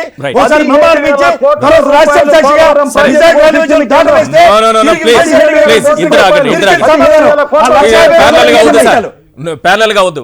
బాజీ గారు మీరు డైరెక్ట్ గా చెప్పండి సార్. ఇప్పుడు నేను చెప్పినటువంటి హోదా, ఈ రాజధాని నిధులు, లేకపోతే స్టీల్ ప్లాంట్, దుగ్గరాజపట్నం, రాయలసీమ వెనుకబడిన జిల్లా, ఇవన్నీ కూడా చంద్రబాబు చెప్పినవే కదా. వీటిపైన రేపు ఉమ్మడి సభల్లో ఏం హామీ ఇస్తున్నారు? చంద్రబాబు ఎట్లా ఓకే చేశారు మిమ్మల్ని? ఇవి ఇవ్వలేదనే కదా మీ నుంచి బయటకు వచ్చారు. ఆయనే కదా తిట్టారా? ఇప్పటికీ ఇవ్వలేదు, అందుకే అంటున్నా. ఇప్పటికే మీరు ఒక్క నిమిషం. ఒక నిమిషం చెప్పండి ఇప్పుడు. ఆయనకేం తెలుసు అండి, ఎప్పటికీ లేదు, ఎక్కడ పెడితే అక్కడ ఆయన మాట్లాడారు, ఆయనకేం తెలుసు. మీ దగ్గర No, no, చెప్పాను no, నేను no, వ్యక్తిగతంగా వెళ్ళకండి. మీరు ఎక్కడ పడితే అక్కడ మాట్లాడలేదా? అధికారులు తప్ప- చట్టాలకు రావట్లేదా? ప్రసాద్ గారు, ప్రసాద్ బాజీ గారికి ఏం గారు, తెలుసు అండి? చెప్పండి. ప్రసాద్ గారు, బాజీ గారు, ప్రసాద్ గారి గురించి నేను debate చేశాను. బాజీ గారు, ప్రసాద్ గారు, ప్రత్యేక హోదా గురించి ఏమి ఇచ్చామో నేను డిబేట్ లెక్కలతో సహా చెప్తాను. రండి, చెప్పండి. No, no, no, no, no, చెప్తా, no, no. చెప్తా, మీరు ప్రత్యేక హోదా లెక్క ఏమి చెప్పండి. ఇచ్చామో. Please, ఆంధ్రప్రదేశ్ please, లెక్క ఉంది. ఏమి ఇచ్చారు? ఆంధ్ర రాష్ట్రానికి ఏమి ఇచ్చామో, ఏం ప్యారలల్ గా ఖర్చు పెట్టామో, ఏం మాట్లాడకండి చేశామో. దయచేసి. ఇద్దరు మాట్లాడకండి. నేను ఒకటి బాజీ గారు మీకు ప్రసాద్ గారికి ఇద్దరికి విజ్ఞప్తి చేస్తున్నా, ప్లీజ్ దయచేసి వ్యక్తిగతంగా వెళ్ళకండి. బాజీ గారు మీరు చెప్పండి, నా ప్రశ్నకు ఆన్సర్ చేయండి ప్లీజ్. ప్లీజ్ ఎవరు మాట్లాడకండి వ్యక్తిగతంగా దయచేసి. మీరు మాట్లాడిన తర్వాతే ప్రసాద్ గారు మాట్లాడతారు. మీరు మాట్లాడండి బాజీ గారు ప్లీజ్. ఆంధ్రప్రదేశ్ సంబంధించినటువంటి హామీలు ఏవైతే ఉన్నాయో, హామీలు ప్రతి అంశం కూడా భారతీయ జనతా పార్టీలో నేతృత్వం ఉన్నటువంటి కేంద్ర ప్రభుత్వం మొత్తం పూర్తి చేసింది. రైట్. ఎక్కడ? మొత్తం పూర్తి ఆగండి చేసింది. సార్. విభజన చట్టంలో ప్రజలు కూడా ప్రతి అంశం వింటున్నారు కూడా వినాలి. ఏ అంశం అడుగుతారో ఆ అంశం మీద అడగండి, నేను చెప్తాను. ఇప్పుడే కదా సార్ అన్నాను, రాయలసీమ వెనుకబడిన జిల్లాలకు 24,500 కోట్ల రూపాయలు ఇవ్వాలి బుందేల్ఖండ్ ఏమండి ఎస్ దీనికి చెప్తాను చూడండి, దీనికే చెప్తాను చూడండి. స్టాండ్ అవ్వండి దీని మీద. చెప్పండి. ఉత్తరాంధ్రలో ఉన్నటువంటి 3 జిల్లాలు విశాఖ, విజయనగరం, అనకాపల్లి ఏదైతే 3 జిల్లాలు ఉన్నాయో, అవును. అదే విధంగా రాయలసీమలో ఉన్నటువంటి 4 జిల్లాలు చిత్తూరు, అనంతపురం, కడప, కర్నూలు ఏవైతే ఉన్నాయో, ప్రతి జిల్లాకి 50 కోట్ల రూపాయలు చొప్పున ప్రతి 1050 కోట్లు 1050 కోట్లు దాదాపు 2100 కోట్ల రూపాయలు మనం ఇవ్వడం జరిగింది. 1,050 కోట్లే మీ ఫైనాన్స్ శాఖ 3 విడతలు ఇచ్చారు. తెలుసుకోండి. నేను చెప్తున్నాను మేము- నేను మేము చెప్తున్నాను ఇచ్చినటువంటి- నేను తప్పైతే నా వ్యాఖ్యలు ఎప్పుడైనా సరే బహిరంగంగా క్షమాపణ చెప్తాను. నేను 1,050 కోట్లు ఇచ్చారు. అది కూడా ఒక నిమిషం మీరు ఆగాలి. 99 జిల్లాలకు దేశవ్యాప్తంగా వెనుకబడిన జిల్లాలకు ఇస్తున్న కోటాలో ఇచ్చారు. నేను అడుగుతోంది విభజన చట్టంలో పెట్టిన దాన్ని. విభజన చట్టంలో బుందేల్ఖండ్ తరహా ప్యాకేజ్ అన్నారు. బుందేల్ఖండ్ తరహా ప్యాకేజ్, అక్కడ ఉన్నటువంటి జనాభా, అక్కడ ఉన్నటువంటి తలసరి ఆదాయం, ఆ లెక్కలన్నీ వేసుకుంటే ఇక్కడ రాయలసీమ, ఉత్తరాంధ్రకు 24,500 కోట్ల రూపాయలు ప్యాకేజ్. పోనీ ఒక 500 కోట్లు ఇంకో తగ్గించేసి submission, 24,000 కోట్లు ఇవ్వండి. ఇంకో సబ్మిషన్. మీరు చెప్పేది వెనుకబడిన జిల్లాలకు ఇచ్చే 50 కోట్లు అది దేశవ్యాప్తంగా ఇస్తారు. దేశవ్యాప్తంగా తెలంగాణలో కూడా ఇచ్చారు. తెలంగాణలో కూడా ఇచ్చారు. 14-15 బడ్జెట్ లో 350 కోట్లు ఇచ్చి వెనక్కి తీసుకెళ్లిపోయారు.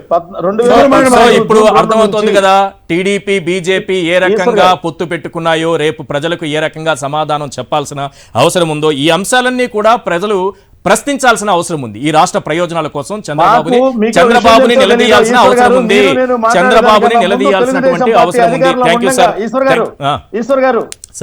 ఈశ్వర్ గారు, మీరు నేను మాట్లాడుకునే ముందు తెలుగుదేశం పార్టీ అధికారంలో ఉండగా బలపరిచ సాక్షాత్తుగా ప్రధానమంత్రిని దిప్పడానికి బలపరిచి పెట్టినటువంటి ఆనాడు తెలుగుదేశం పార్టీలో, ఆనాడు ఈనాడు మీ దాంట్లో ఉన్నటువంటి కేసినేని నాని ఉన్నాడు కదా, గంట సేపు మాట్లాడాడు. ఈనాడు ఇక్కడ నుంచి పారిపోయినటువంటి గల్లా జయదేవ్ ఉన్నాడు కదా, అరగంట సేపు పార్లమెంట్ లో మాట్లాడాడు. ఏమి ఇవ్వలేదు, ఏమి ఇచ్చాను, దానికి గంట సమాధానం మాట్లాడించారు. అదే అంటున్నాను, మరి అవన్నీ నెరవేర్చారా అంటున్నా. అధ్యక్షులు వాళ్ళు ఏ పార్టీలో కాదు, అవి నెరవేర్చారా? రేపు ఇద్దరు కలిసి ఒకే వేదిక మీదకి రావాలి కదా, బీజేపీ, టీడీపీ అని అంటున్నా. రైట్. పాచిపోయిన లడ్లు అన్నారు, ఆయన కూడా ఒకే వేదిక పైకి వస్తాడు. ఆ లడ్డు ఎంత తీగా ఉందో ఆయన కూడా చెప్పాలి. రైట్. ప్రజలు నేను అడుగుతున్నా, రేపు చంద్రబాబుని నిలదీయండి, ఎందుకు పొత్తు పెట్టుకున్నావని నేను అడగమని చెప్తున్నా. Thank you sir. చర్చలో పాల్గొన్నందుకు ప్రసాద్ గారు, బాజీ గారు, అలాగే కేతిరెడ్డి గారు. ఇది వాళ్ళ చర్చా కార్యక్రమం చూస్తూనే ఉండండి సాక్షి టీవీ.